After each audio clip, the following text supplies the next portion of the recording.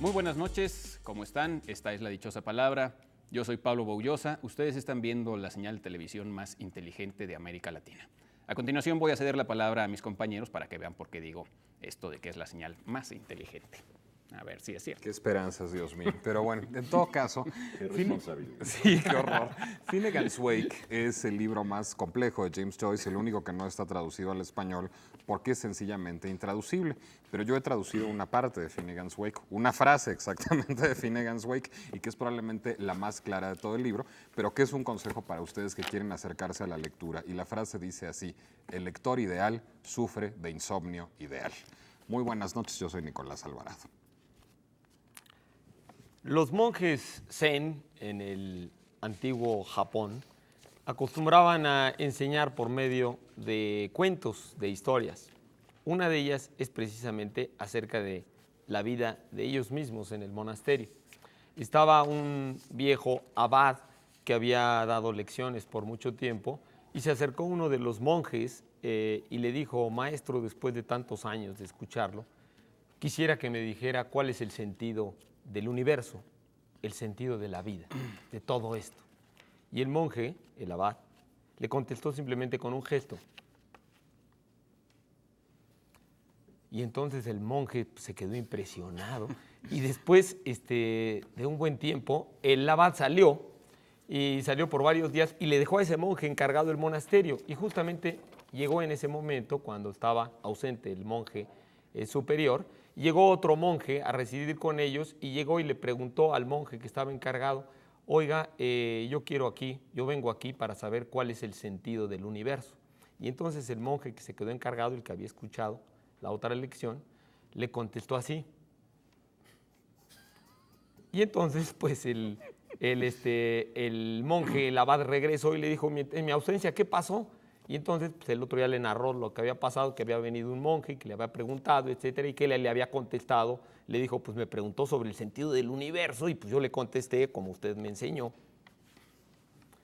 Y entonces el abad se le quedó viendo, moviendo la cabeza, sacó su espada japonesa y ¡pah!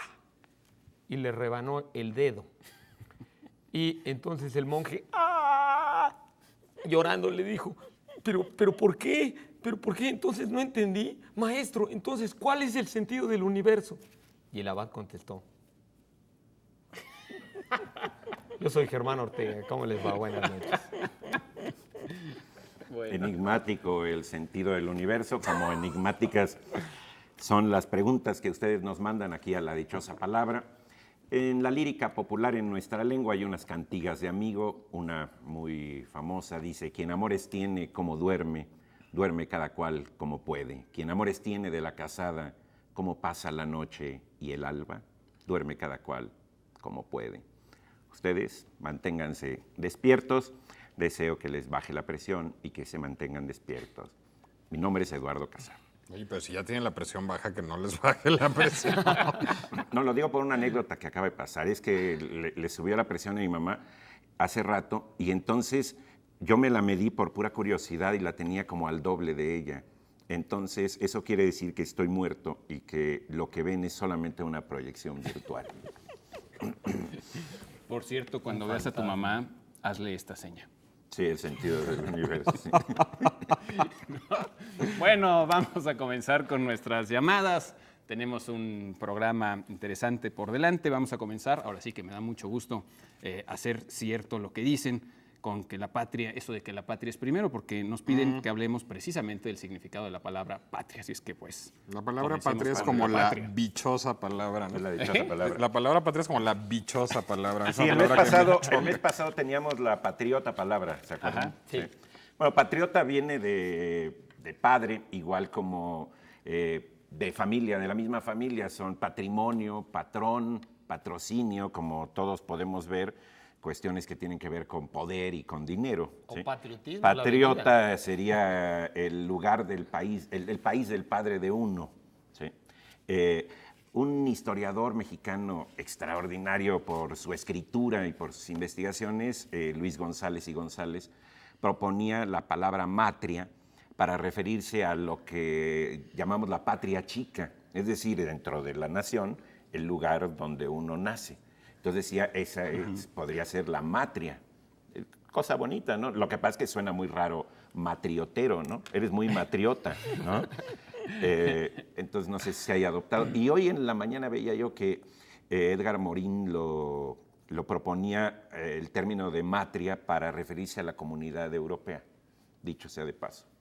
O sea, a la patria grande, no a la patria chica. La patria grande, sí. Sí, a mí la no patria es- al revés, ¿no? Claro que desde un punto de vista cultural, pues digamos, todos los pueblos de la tierra siempre se han referido más bien desde un punto de vista, pensando en un concepto femenino, desde un punto de vista de ver de dónde vienes, de dónde provienes, pues es la tierra madre, ¿no?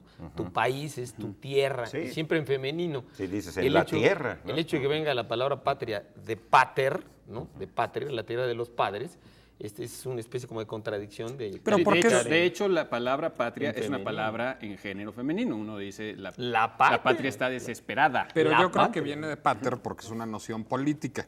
Es una noción política que a mí me resulta, perdón, esto es una opinión personalísima, bastante repulsiva.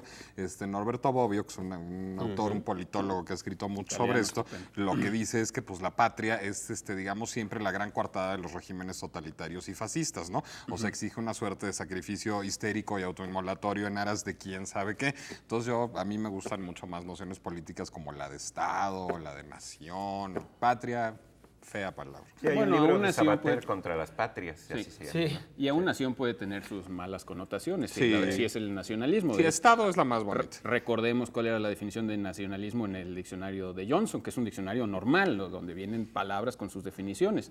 Decía, nacionalismo es el último refugio de los sinvergüenzas, ¿no? Y lo corregía este autor norteamericano cuyo nombre se me va, el autor del diccionario del diablo, ¿cómo se llama? Ambrose Bierce. Ambrose Bierce. Decía, con todo el respeto que me merece una autoridad como el doctor Johnson, y a quien no me atrevería a contradecir en ningún sentido, me pregunto, ¿por qué el último refugio de los sinvergüenzas y no el primero? Pero bueno, continuamos con otra pregunta. Otra. No, Ah, me la dicen dichosa. que vamos a decir cuál es la dichosa palabra de esta noche, pero antes de decir la dichosa, para que no quede confusión, voy a mostrar un par de libros que quiero mostrar. No están de regalo, no tenemos ejemplares para regalar, pero agradezco al consejero Juan Martínez Veloz, coordinador de este título que se llama Hacia un federalismo electoral. Él coordinó un volumen que todas las personas interesadas en esta materia deben consultar. Sesudo e inteligente. Y también quiero agradecer a Martín Casillas estos apuntes isabelinos y todos los tomos que me ha hecho llegar del taller de lectura de Shakespeare, que es una estupenda idea que Rodrigo Johnson y otros dramaturgos y actores mexicanos, junto con Martín, han ido desarrollando a lo largo de unos años, que es que se reúnen con regularidad para comentar, leer y discutir acerca de Shakespeare. Y ahora parte de esas discusiones están en estos libros que está sacando por suscripción Martín Casillas, y pues le agradezco mucho este envío y pues lo Están envidio padres. muchísimo. Están padrísimos, están muy, muy Que inteligentes. son sobre varias obras de Shakespeare. Sí, hay uno que es apunte sobre, sobre el Sí. sueño de una noche de verano. Pero Apuntes, viene- o sea, son las discusiones. Sí, pero Sobre tiene el- otros sobre más el rey Lear. generales, como este que es apuntes isabelinos. el Sobre la último que época me mandó. isabelina en general. No, pero haz de Exacto. cuenta, sobre Otelo trae digamos, un análisis psicológico de cada personaje, de la acción misma, todas las versiones fílmicas, en fin, está. ¿Y está no te realmente regaló muy para padre. nosotros? Pues no, pero nos invita a suscribirnos. No tiene una editorial detrás de él empujando este proyecto. Realmente son los apuntes de ellos como amigos Claro, que están claro. publicando esto. Así es que hay Muy que apoyarlos padre. suscribiéndose. También quiero invitarlos a un curso, taller de formación de promotores de lectura. Es una materia que a todos nos preocupa muchísimo, cómo ir formando lectores y cómo introducir a los niños en el gusto por la lectura. Y en este momento está apareciendo en su pantalla el teléfono al que ustedes pueden pedir mayores informes acerca de este taller que va a impartir la doctora Jenny Pavicic, una especialista de ya algunos años trabajando en este tema, y este curso va a comenzar a fines de este mes de octubre, así es que apúntense. Ahora sí les voy a decir cuál es la dichosa palabra de esta noche. Es muy libresca. Y la dichosa palabra es la siguiente, es decir, la definición para que ustedes atinen a qué palabra corresponde esta definición. La definición es prolongación lateral de la cubierta de un libro que se dobla hacia adentro. Prolongación lateral de la cubierta de un libro que se No dobla la señales, hacia papá. adentro. No ¿Puedo dar una pista? No, ni No, con no, menos. no, da no, la Sí, hombre. pista, no le Está muy haces, tú da la fácil. pista. Voy a dar una pista muy sutil. También, también se dice de otra cosa y nada más con ver a Germán están viendo una de esas. Bueno, y entonces vamos a dar a uno otra pista para que ya le atinen todos. A veces cuando uno está muy inmerso en su propia soledad, se atreve a decir que se siente pues de esa manera. Ok. Ya, más pistas ya no. Yo ¿verdad? tengo otra pista. A Cuando uno cubre alguna acción mala, también Exactamente, lo entra la ejecuta pista. como ver.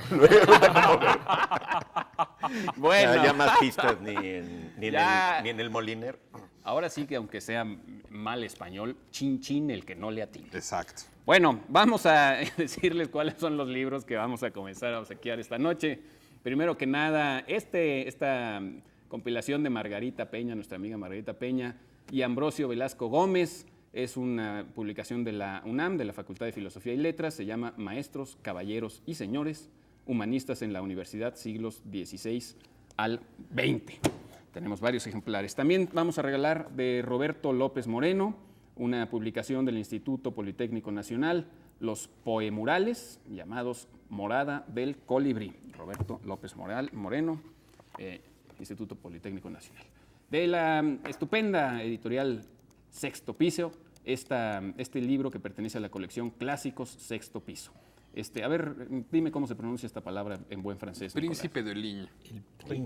Bueno, él es el autor de estos extravíos o mis ideas al vuelo, publicado por Sexto Piso. Pues, Que además los clásicos Sexto Piso siempre son como clásicos iconoclastas, ¿no? O sea, no son Sí. así como los clásicos que todo el mundo conoce, No, sino son exacto. rescates de libros antiquísimos que dan mucho tiempo fuera de la circulación. Sí. tiene Esos como una son- voluntad excéntrica muy loable, ¿no? Esos son como unos aforismos largos.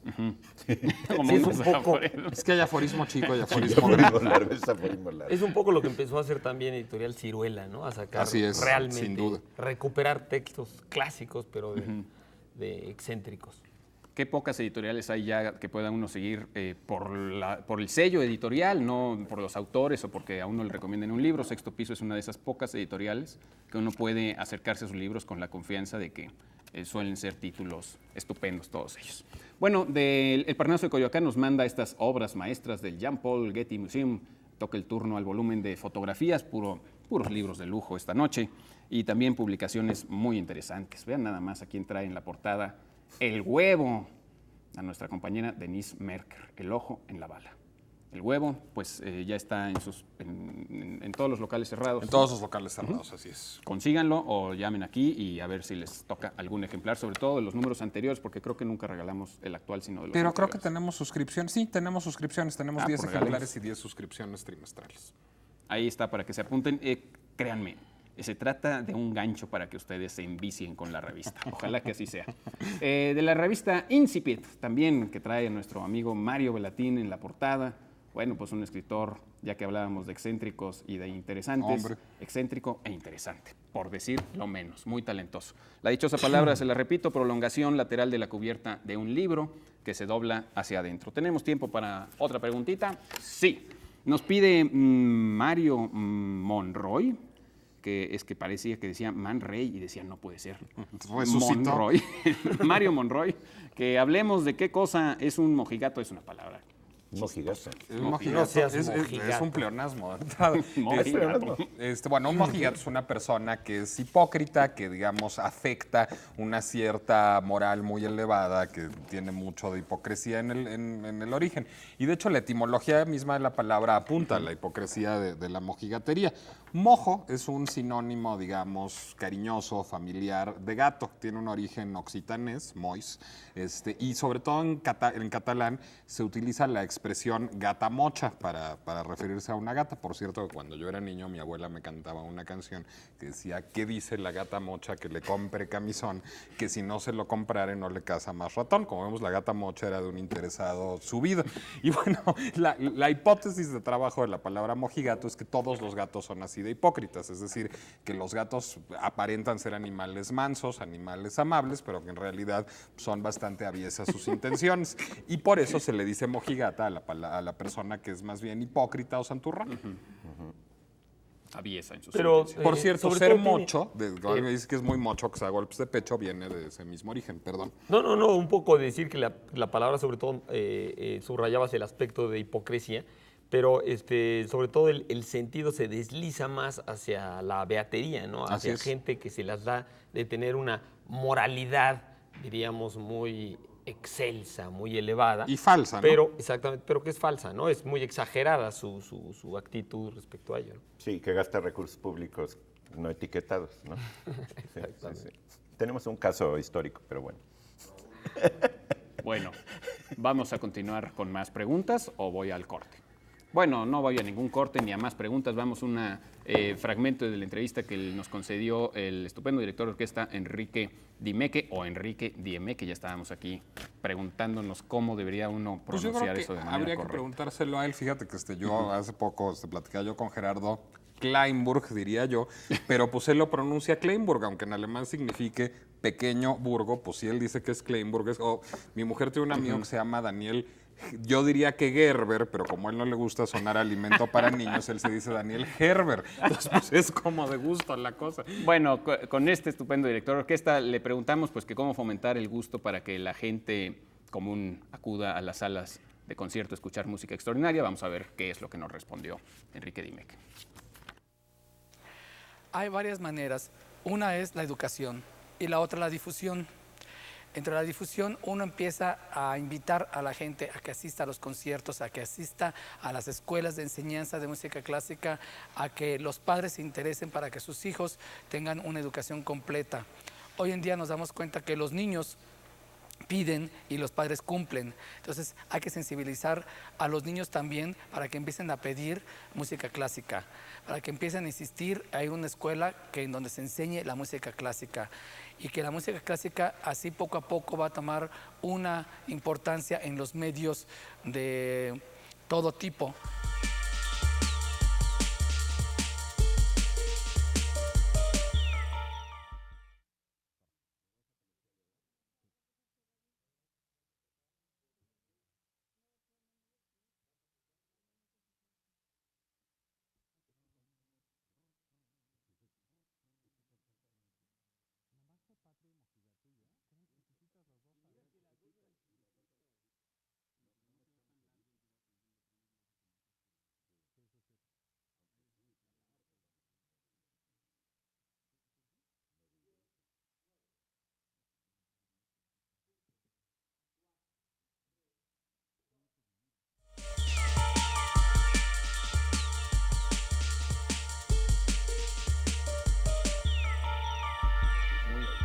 Ya estamos de regreso en la dichosa palabra. En asuntos generales, aquí Mabel Sosa me pide que le mande un saludo. Hola, Mabel. Y bueno, tenemos por supuesto nuestra gustada y acostumbrada sección de modismos. Rosa María Cisneros nos dice que en la región de Guanímaro, Guanajuato, algo que da asco se dice me da grima. Bueno, yo creo que esto se dice en muchos lugares, ¿no? Yo ya lo había escuchado antes. Sí. Y cuando alguien es descuidado o desordenada, esto sí no lo había yo escuchado, se dice no seas tocha. No seas Tocha. Tocha. Tocha. No seas tocha, morocha. Le dicen, Exacto. sí, sí. El profesor Benjamín Cortés Valdés de Pátzcuaro, Michoacán. Valadez, ¿no? Valadez, perdón, de Pátzcuaro, Michoacán, nos dice, cuando le pides a alguien que se ponga en cuclillas, le dices, amónate. Y cuando alguien te pide que hagas algo en su provecho o le cumplas un capricho y tú o no puedes o no quieres hacerlo, pero tampoco quieres decírselo francamente, le dices, sí, como al modo de árganas, que equivale a ese otro dicho que dice, ya veremos, dijo un ciego, y nunca vio. Bueno, eso de amónate va a tener que ver con los monos, ¿no? Con los Sí, micos. amónate, hazte Ponte como como si mono. fueras Ponte como un mono. mono. Bueno, para terminar con los asuntos generales, también quiero agradecer e invitar a agradecer a Víctor González Avelar por haberme honrado invitándome a inaugurar su exposición pictórica Zoología Fantástica, e invitarlos a verla ahí en la sala Olin Your List. Va a estar como 6 semanas o así. Y si van al concierto, pues antes la pueden ver. Bueno, Luis Hernández. El Zócalo, el Zócalo. El Zócalo. Sin más agradecimientos, muchas gracias al periódico Zócalo, que se tomó la molestia de hacerme una entrevista en la que digo puras tonterías como de costumbre, pero igual y se ríen de ellas. Y bueno, pues esta es una publicación sobre medios de comunicación y también tenemos algunos ejemplares de ella para regalar, si nos llaman a nuestros teléfonos y nos contestan la dichosa palabra de hoy, que es, bueno, pues cómo se le llama la prolongación lateral de la cubierta de un libro que se dobla hacia adentro. En otros lugares se dobla hacia afuera, pero bueno. Luis Hernández dice que hablemos sobre Alejandro Magno. Sobre Qué Alejandro barbaridad. Magno, así nada más. Así Tú, nada más. Así nada más en general, así, bueno, De pues. cuando no era Magno. De cuando no era Magno. Bueno, Hay anécdotas muy graciosas de cuando no era Magno, por cierto. Graciosa, ¿verdad? De terror, Alejandro Magno. Bueno, yo creo que, bueno, iniciando aquí con los comentarios de Nicolás y de Pablo, si hay una figura, yo creo que en la historia de la humanidad que es pues polimórfica y que ha sido vista de muchas maneras, digo, a Alejandro Magno, tantos historiadores, tantos hombres, tantos poetas, tantos incluso hombres religiosos. Hay que recordar que incluso en el Corán, Mahoma escribió, bueno, o el arcángel Gabriel y Alá le inspiraron a Mahoma varios versículos, casi creo que son como 16 o 20 versículos, están dedicados a Alejandro Magno en el Corán. En fin, es un personaje increíblemente rico para estudiarlo, para gozarlo también en sus aspectos y en sus detalles de vida. Es un hombre, decíamos, polimórfico, que puede verse como un héroe sensacional, como un superhombre casi. Y realmente hay anécdotas de su vida que dan para eso y para mucho más. Es un hombre extraordinario. Federico Nietzsche llegó a decir que era como un griego, pero a lo bestia, ¿no? O sea, Bueno, era como la encarnación del superhombre de Nietzsche de entrada, ¿no? magnificado en tantas cosas y en tantos aspectos. Ahora, también, por supuesto, Alejandro, como dijo Nicolás, somos suficientemente hijos de nuestra época para pensar que era un hombre abominable, en el sentido de que fue un tirano también, un dictador, un hombre que mandó matar a muchísima gente, un hombre que destruyó Tebas y mandó esclavizar y matar a los que se rebelaron, y a los niños y a las mujeres. Bueno, que mató a su Un hombre mejor amigo por cuestionarlo, Por ¿no? una cuestión caprichosa, llegaba a veces a matar a los hombres, pero era un hombre a la Y vez. tuvo sus ataques de clemencia también de repente. Exactamente, eso es lo extraño, que a la vez en determinados momentos de su vida fue un hombre increíblemente magnánimo, caritativo, sensible, fue un hombre que tuvo mucho más que otros personajes, digamos, por ejemplo, comparado con Napoleón, ¿no? Que tuvo a veces una humildad increíble. Aunque también era muy megalómano. Digo, cuando ciudad fundó se llamó Alejandría, Pero empezando por la ese famosa de ese es Egipto. lo extraño de Alejandro, que a veces llegó a ser muy humilde, incluso como griego. Muchos de los griegos lo cuestionaban, de que era un griego que incluso reconocía sus errores, decía que se equivocaba a veces, pero a la vez era un hombre que pues, muchos historiadores han dicho que solamente persiguió su gloria, pero solamente persiguió engrandecer a su yo, que era un ególatra tremendo, como dice Nicolás. Es un hombre verdaderamente fascinante, increíble. Les digo, era un hombre además que supo estratégicamente manejarse de una manera verdaderamente casi profética, o sea, sabía cómo actuar en determinado momento, sabía cómo llamar a la gente, cómo exaltarla, sabía cómo adivinar casi qué iba a pasar en situaciones donde no tenía conocimiento. Fue un estratega formidable, fue realmente un fenómeno increíble. Muchos pues, lo han considerado un dios casi, otros un antihéroe, como decíamos, otro un héroe, otros un gran constructor, otros un gran destructor. Si algo hizo Alejandro fue difundir la cultura griega de una manera que ahí nunca hay un se hubiera papel difundido. es decir, de transición entre los griegos y los romanos, Y los ¿no? romanos, Según tú mismo me platicabas una vez. Sí. Exactamente, claro. O sea, es que si Alejandro ¿Cuál es la Magno... función ahí? Sí, Claro, si Alejandro Magno no hubiera unifican todas existido, esas- si Alejandro Magno no hubiera existido, todo lo que nosotros llamamos Grecia, pues quién sabe qué le hubiera pasado, porque se hubiera quedado ahí nada más encerrado en esos pequeños reinos y en esa península, pero realmente Alejandro Magno volcó toda la cultura griega y la lanzó hacia Oriente y hacia el Mediterráneo oriental, y hizo que fuera asimilada y que fuera tomada y fuera valorada de una manera increíble. Digo, es verdaderamente sorprendente que en la literatura oriental, incluso en la literatura persa, por ejemplo, en libros persas, en el Shahnameh de Firdusi, Alejandro se llama Iskandar y era pues, casi un dios que se esperaba que llegara, como en el Corán. Y en fin, todos los orientales, los occidentales, los árabes, todos guardan su memoria de ese hombre verdaderamente increíble, ese hombre verdaderamente fuera, como dicen mis hijos, de la caricatura, ¿no? O sea, que se salió de toda proporción. Realmente un hombre fascinante y también terrible, ¿no? Como todo gran general o dictador o Bueno, estadista, ¿no? una de esas anécdotas de cuando todavía Alejandro Magno no era Magno, sino que era pues el hijo de un gobernante muy importante en su momento, Filipo de Macedonia, que también tuvo una serie de victorias militares y de conquistas muy relevantes Y en que su también era momento. como caprichoso, veleidoso y cruel como su hijo. Pues sí, Exactamente. exactamente así.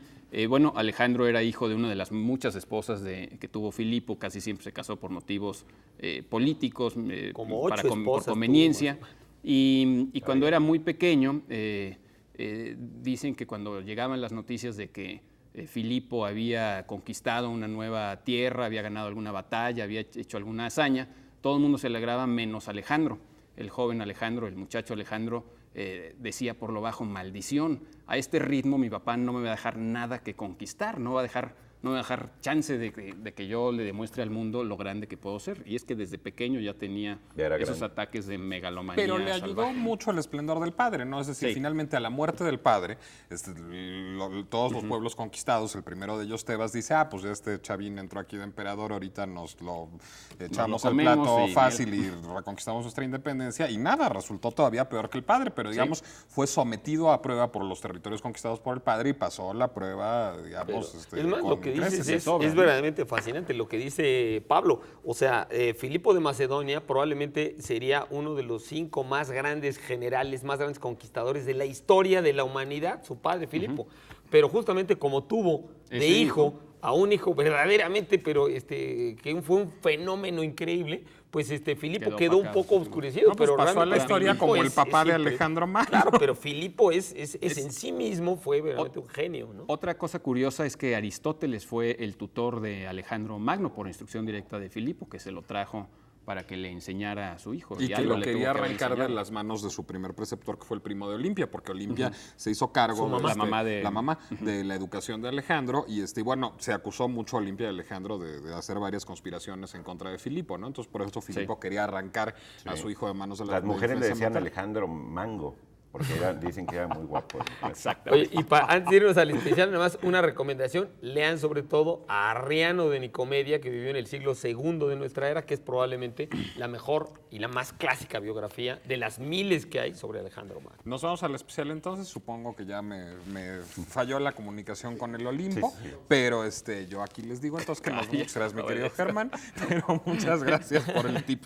Bueno, la pregunta especial de esta noche es díganos cuál es el nombre y el apellido del astrónomo sueco, que fue el primero en sugerir que se hiciera una escala de 100 grados entre los puntos de congelación y ebullición del agua, y que es el padre del termómetro centígrado. ¿Cómo se llama este astrónomo sueco al cual debemos, bueno, pues la unidad de medición de la temperatura que utilizamos normalmente? ¿Nada más el apellido o también el nombre? Pues yo digo que el nombre, ¿no? Porque el apellido se oye muchas veces. Ok, entonces nombre y apellido Nombre y apellido. de esta joven persona. Y Y sí, se pueden llevar muchas cosas con ello. Por supuesto, tenemos por una cortesía de CIE boletos para el concierto de David Byrne en el Salón 21, concierto al que yo me muero de ganas de ir, concierto al que yo no voy a ir porque voy a estar aquí con ustedes en La Dichosa Palabra, pero ese día los eximimos de ver La Dichosa Palabra porque tenemos 5 pases dobles para ir al concierto de David Byrne en el Salón 21 el sábado 23 de octubre a las 10 de la noche. no, pues debemos poner una pregunta aún más difícil porque 5 pases dobles quizá caiga el rating.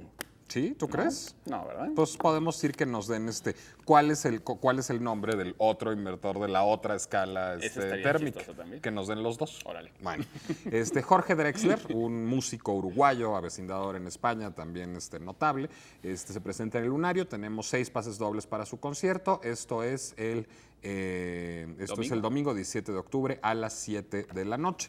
Y tenemos finalmente, por una cortesía de alguien que no sé quién es, mira, de Pemex, tenemos Visión Pictórica México, un libro de arte sobre plástica mexicana, editado, si no me equivoco, precisamente por Pemex. Bueno, tiene Por obra cierto, de cualquier pintor que se imaginen, Toledo, Chávez Morado, Cuevas, Mix Auret, etcétera. Por cierto, que a veces sale la pregunta de si hacemos bien diciendo Pemex y no Pemex, que es lo que realmente está escrito, ¿no? Pero Pemex. se oye más feo.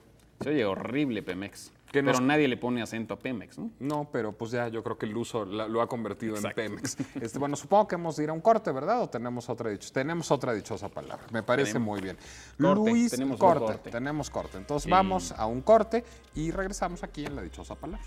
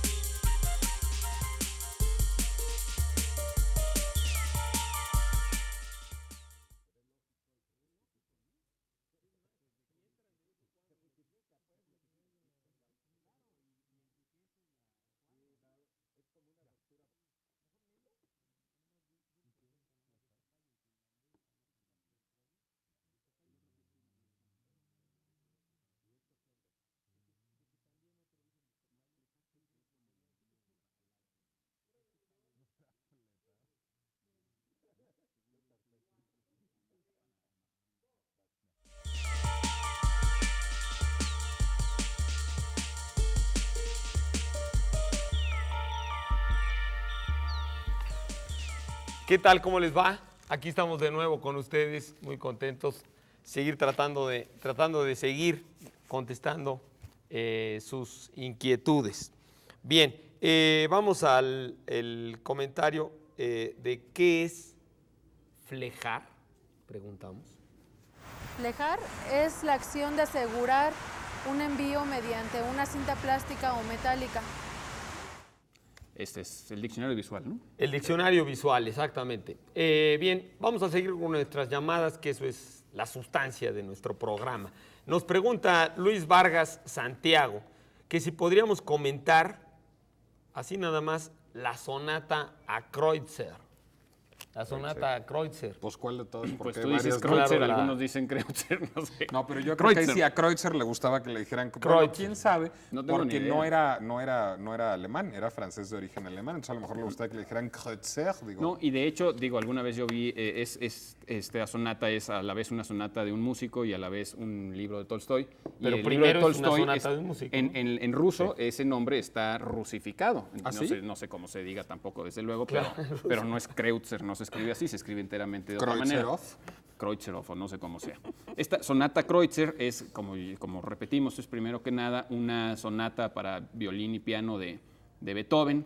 Resulta que Beethoven conoció o supo conoció y tocó, perdón, de hecho interpretó al piano junto con un violinista francés que se llamaba Rodolphe Kreutzer o Kreutzer, o como quieran Quién ustedes sabe cómo decirlo. le gustaría, ya se murió. Y este violinista era un violinista francés, se le considera uno de los fundadores de la escuela de violinistas franceses, un violinista muy eminente en su época, pero con un gusto musical probablemente que no compartiríamos hoy. De hecho, aunque Beethoven, después de tocar el piano junto con él, al quién sabe qué piezas tocaron juntos, Beethoven escribe esta sonata para piano y se la dedica a este violinista. Desde entonces a esa sonata se le llama sonata Kreutzer, aunque se la dedicó, el violinista nunca la quiso tocar, no le gustó. Y Bueno, deja el gusto musical, qué majadero, digo, después No, de y que además- Beethoven le dedica Y la además sonata. que pasó a la historia prácticamente porque Beethoven le dedicó la sonata. sí, Bueno, es que era para piano bueno, y él era violinista. No, Se le hizo mal la onda. Los violinistas todavía tocan algunos de sus pequeños ejercicios, se le considera un buen violinista y tuvo muchos alumnos, en fin, su escuela técnica sobrevive, aunque realmente su fama en la vida diaria se debe absolutamente solo a esta sonata. Fíjate que curiosamente Kreutzer. parece ser que primero se la dedicó a otro cuate. Sí, sí, sí. Y también de- se le rechazó. No, No no, o sea, sabemos un bien. mulato. ¿Quién sabe por qué cambió la dedicatoria? Sí, como cuando se la cambió la que dedicó a Napoleón.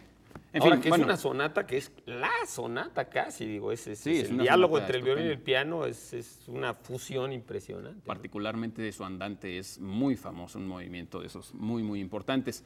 Y por otro lado, como dijimos, es también un libro, es una novela de León Tolstoy.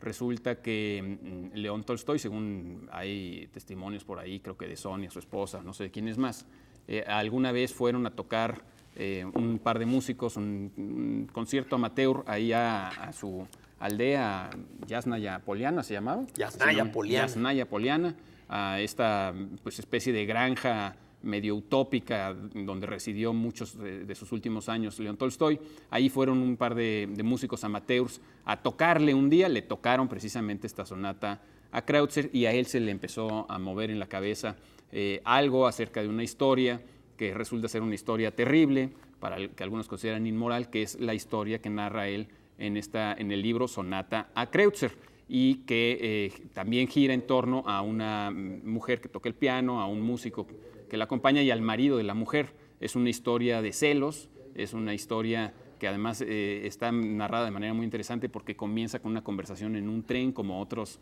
libros importantes, incluso películas tienen ese recurso de una historia que comienza con una conversación en un tren. Bueno, pues como Extraños en un tren de Patricia Highsmith, que luego ya Sí. veía el cine de Sí, Alfred casi, Hitchcock. casi es como digo, Tolstoy casi la narra como si se le hubieran platicado a él. Exactamente.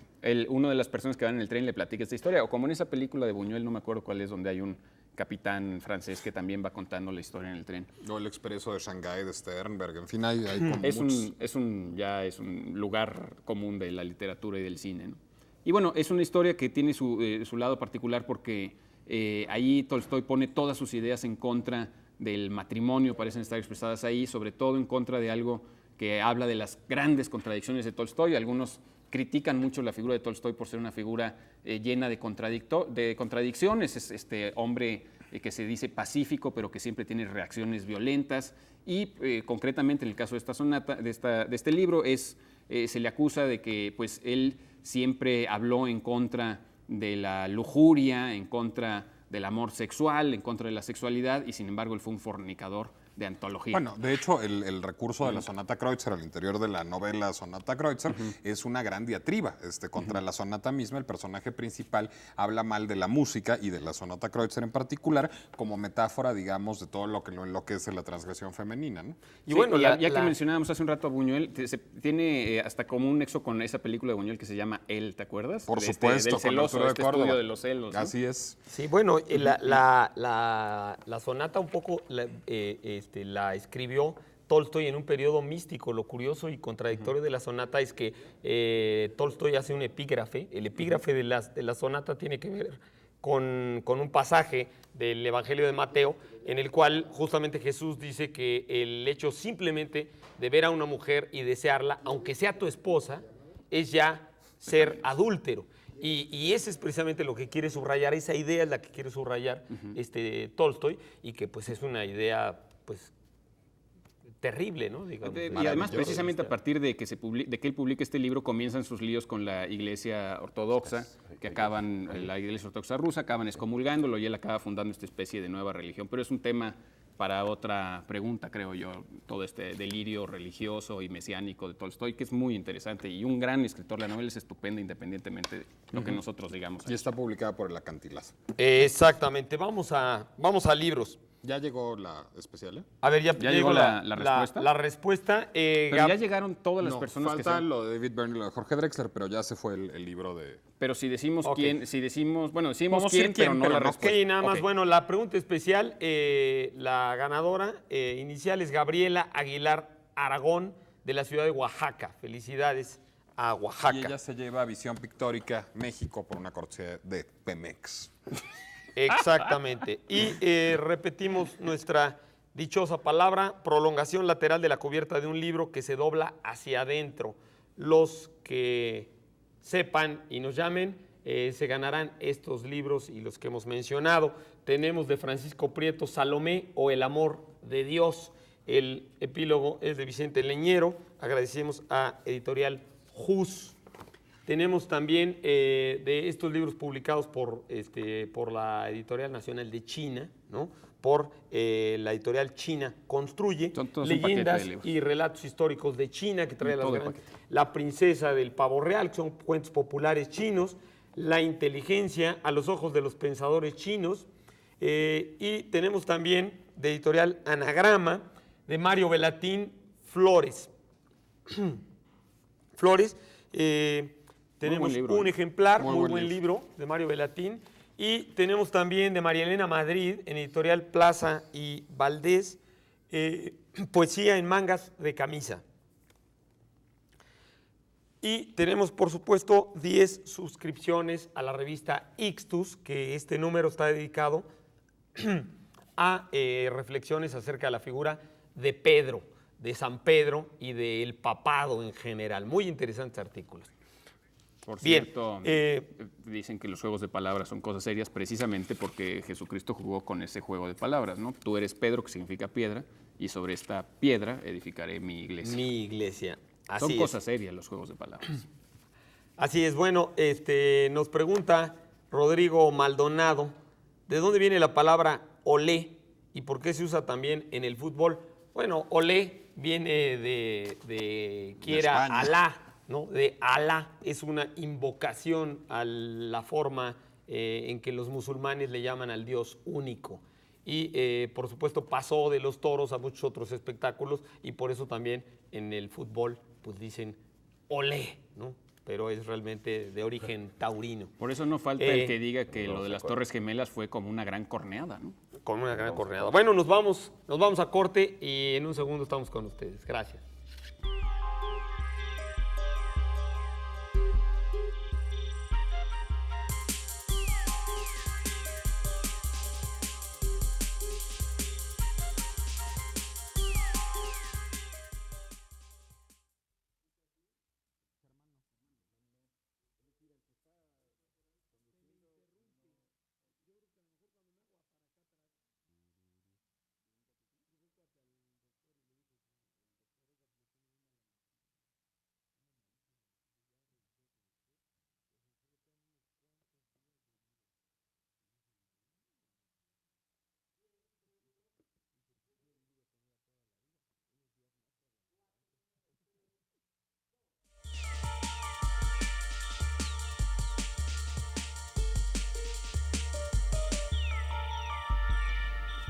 Bueno, continuamos aquí en el rapto final de la dichosa palabra. En algunas aclaraciones, una de Kaam Kaam, así es su seudónimo, dice que la palabra tocayo también se utiliza en finlandés como palabra kaima y que tiene exactamente el mismo significado. Y una etimología de Patricia Sáez, que es para lo de tocayo también, que es más bien una etimología que suena inventada, dice que estaba Cayo y le dijo yo callo y tú calla, ¿sí? Es ¿A como, su mujer? Sí, a su mujer, entonces, pero está muy interesante. Cuando uno no No, y esa- encuentra las etimologías es mejor hacerle su historia, ¿no? No, Su y esa ficción. historia circula muchísimo. Yo la he leído varias Sí, yo veces en también. distintas Yo callo, fuentes. tú callo. Sí. Sí, Tú la callo que también. viene de ahí. No, pero ella le Parece decía tú dudoso, calla pero- con doble L.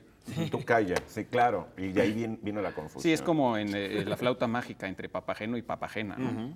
Que Entre tienen callo y su calla. dúo en donde se Exacto. cantan papageno. Sí, o y papageno. estos poetas griegos, Melés y Teleo, ¿no? Que siempre Como están en todas Melés, las Teleo. reuniones, ¿no? Bueno, Enrique Fernández, vamos con palabras. Pregunta, ¿de dónde viene snob? ¿Snob? Snob. Pues viene de la afectación más absoluta, por supuesto.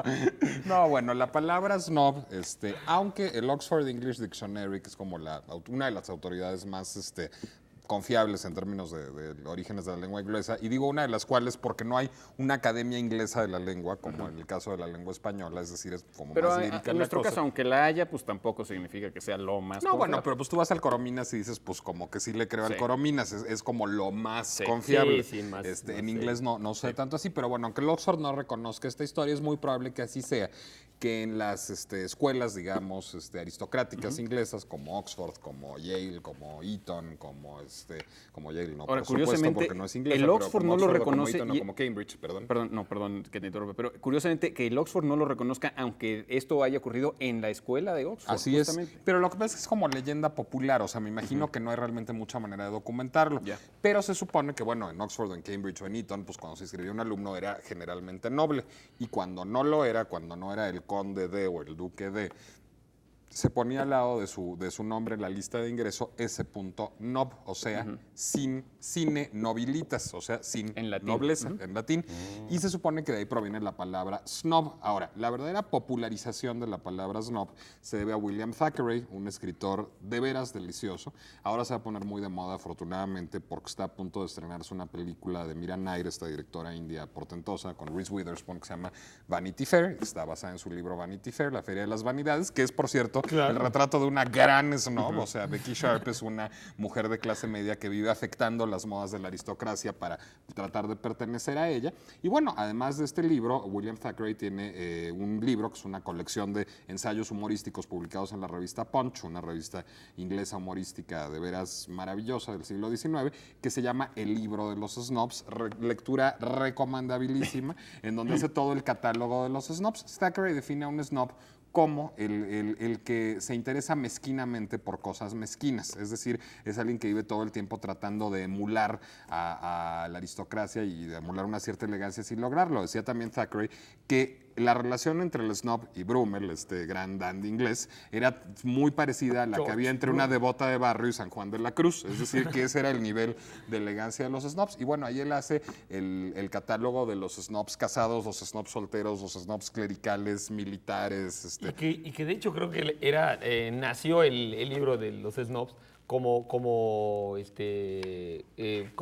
ediciones, diríamos, fragmentarias que primero fue sacando y que a medida que fue teniendo popularidad, entonces la editorial le pidió más y entonces empezó a sacar otros ejemplos de snobs y que son verdaderamente sensacionales. En la ¿no? revista Punch, de hecho, él publicó algunos de estos artículos en la revista Punch y es a partir de esto que la editorial le propone tomar los artículos de Punch, pero también escribir unos nuevos para hacer el libro. Oye, y volviendo Ya a no lo se que... usa mucho snob, ¿no? Sí. Sí. ¿Se usa? Sí, Y yo creo bueno, que se usa había mucho. esta famosa revista No es de de la Salvador época de Luis Elizondo. Antonio. ¿no? Ah, cómo no, bueno, Salvador Juan Elizondo. Ponce. No, pero Salvador Elizondo hasta dicen que hasta inventaba los anuncios de esta revista, es decir, Ese punto no, como, Pero como se en la pone. época de las vanguardias, digo, a principios del siglo XX, la palabra sí se usaba Sí, mucho. pero digo, en muchas actualmente lenguas ya no europeas. se usa. Sí, eres Sí, un sí, snob, sí, sí. sí, Yo creo que sí. De se hecho, usa. está castellanizada como Snob. Y sí, la revista sí. que Snob fundó de Elizondo. Salvador Elizondo con Juan García Ponce, eran 4. eran Salvador Pues quién sabe Elizondo, quién Juan podría García ser, Ponce, ahorita me voy a acordar. Bueno, en Tomás fin. Segovia. Oye, Obviamente, y bueno, no. nada más en respecto a que el Oxford Dictionary no lo aceptaba, parece ser, hay otros diccionarios que dicen que ese no es el origen y que el origen ya existía antes y que era una palabra de caló inglés y que se refería justamente también a la gente, diríamos, de clase baja y que realmente lo del sin nobilitate era un invento, pero pues no hay tampoco ninguna No, prueba. nada ¿no? muy seguro. Lo que sé es una gran definición de snob por parte de Cortázar, que en Rayuela en algún momento, La Maga, que no es de mis personajes favoritos de la literatura, pero en algún momento hablando sobre Luciana, otro personaje que es una snob, dice, Luciana no me fue a despedir al barco porque iba yo en tercera, pero no sé por qué sospecho que si hubiera yo viajado en segunda sí me hubiera ido a despedir. Oye, bueno, y Si viajara en segunda. recomendamos a Thackeray porque realmente que es absolutamente contemporáneo de Dickens y como dice Nicolás, pues es verdaderamente extraordinario, simplemente que no escribió cosas tan populares como Dickens. Bueno, ahí aquí, ¿Las respuestas las ya? respuestas ¿Y a la todas? dichosa ¿Cierto, Barry palabra. Lyndon es de Thackeray o no? Bueno, Barry Lyndon sí es de Thackeray. Sí, la Barry respuesta Lyndon. a la dichosa palabra prolongación lateral de la cubierta de un libro que se dobla hacia adentro es solapa. Como la del saco. Como la del saco de Germán, como cuando alguien solapa a alguien. O como alguien se siente muy solapa, como dijo O cuando alguien se siente muy solapa. Sí, esa estaba muy... Y la especial, acá está, es la de... ¿Cuál es? Anders Celsius. Celsius. Y Sí, lo- y que de lo- hecho hay un grados acuerdo ya Celsius. ¿Y de internacional dónde para viene ya lo no de decir... Fahrenheit? Pues del señor Fahrenheit. De otro Fahrenheit. Y lo de Celsius es interesante porque ya hay un acuerdo internacional y ya no debemos supuestamente decir centígrados, sino grados Celsius, por Sí, una sí, convención yo ya lo he oído, que internacional. porque de todos modos son centígrados, es decir, que es la escala, nada más. ¿no? Bueno, o a lo mejor porque es muy injusto con Fahrenheit, que sí, Claro, digamos, Fahrenheit sí en los tiene países sus que grados. usan sus grados geodésicos de su nombre todo el tiempo y Celsius no. No, pues fue una especie de homenaje en algún aniversario seguramente de Celsius. Ahora, en Para Francia sí decirle, dice, en francés uno dice grados Celsius, no grados centígrados. Es que ya en el mundo civilizado No, se debe pero decir digamos, Celsius. de toda la desde vida se siempre. dice Celsius. Bueno, ¿Otra y cortita? este- Cortita. aquí tengo una muy cortita que es sobre el número A. No. No. ¿Cómo se llama el sonido que hacen los búhos? Ese está interesante, ¿no? Pues Sí. ulular, pero bueno, ¿Cómo? ulular, pero eso es una convención, digamos, popular. O sea, pues se dice ulular, es onomatopéyico porque los búhos hacen entonces ululan. ¿Cómo, Nicolás? Hacen Entonces, así. Sale Pero, muy bien pero esa. ulular es simplemente un cultismo, es un sinónimo culto de aullar, pero no, la palabra, digamos, en su acepción de diccionario de la Real Academia o del Molinero, el que No es quiera, específico no del dice tecolote. específicamente de los búhos. Cualquier animal que lance gritos, ulula. Pero bueno, como se parece mucho te lo voy a hacer otra vez, como se parece mucho al de los búhos, entonces pues solemos decir que los búhos ululan. Hay un refrán que trae búho, es cuando el búho canta, o llueve o escampa. Ese es un refrán muy bonito. Bueno, es que Es decir, o llueve o no llueve. Y es un poco aullar al viento, ¿no? Es aullar, emitir este sonido al viento, ¿no?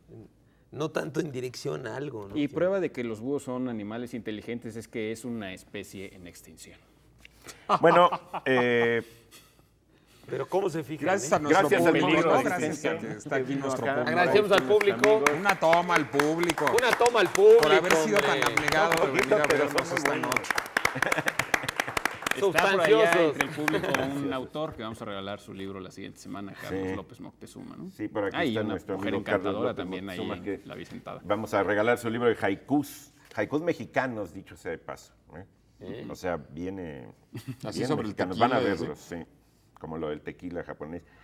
Los invitamos a participar en el poema para armar y a seguirnos viendo en La Dichosa Palabra. Nos vemos, colegas. Con otra noche de hombres el Exacto. próximo sábado. Así es. Adiós. Adiós. Hasta el sábado. Bye. Llego a cenar en un ratito.